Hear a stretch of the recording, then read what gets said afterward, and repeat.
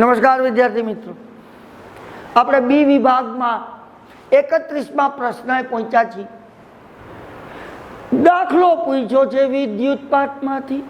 પેલા રકમ વાંચો કે કોઈ વિદ્યુત બલ્બના ફિલામેન્ટમાંથી 0.5 એમ્પિયર વિદ્યુત પ્રવાહ 10 મિનિટ સુધી વહે છે તો પરિપથમાં વહન પામતો વિદ્યુત ભાર ગણો. તો આપણે વિદ્યુત ભાર ગણીને આપવાનો છે, તો ગણી નાખીએ દાખલો. પહેલા વહેલા તો તમને દાખલામાં કઈ વિગતો આપી છે એ લખી નાખવાની. જેમ કે કોઈ વિદ્યુત બલ્બના ફિલામેન્ટમાંથી 0.5 એમ્પિયર એટલે તમને આપ્યો છે વિદ્યુત પ્રવાહ I બરાબર 0.5 એમ્પિયર 10 મિનિટ સુધી વહન પામે છે. સમય આપી દીધો છે, એનો મતલબ એમ થયો સમય t બરાબર 10 મિનિટ. નહીં ચાલે, સેકન્ડમાં સમય હોવો જોઈએ. એને મિનિટમાં આપ્યો છે તો તમારે અહીંયા મિનિટને સેકન્ડમાં ફેરવવાની છે.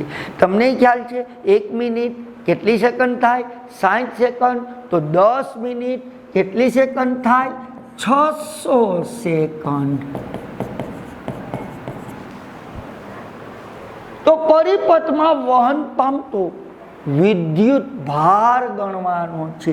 યાની કે એને આપણને પૂછ્યું છે વિદ્યુત ભાર Q બરાબર ક્વેશ્ચન માર્ક. તો આપણે ભણી ગયા છીએ વિદ્યુત પ્રવાહની વ્યાખ્યા. શું લખશો? વિદ્યુત પ્રવાહ I બરાબર Q ના છેદમાં T.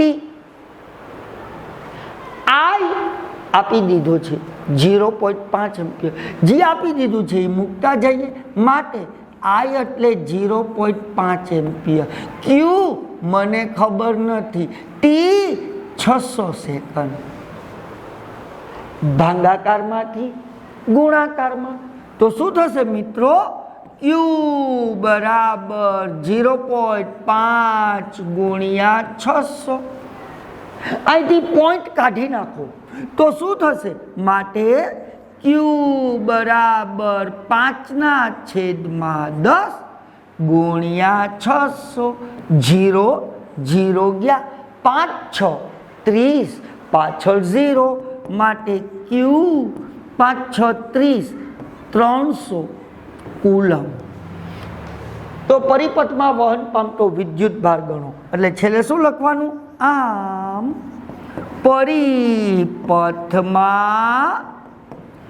300 કુલમ. જવાબ આવ્યો ને? 300 કુલમ વિદ્યુત ભારનું વહન થાય છે. દાખલા આવે તો બહુ ફાયદો.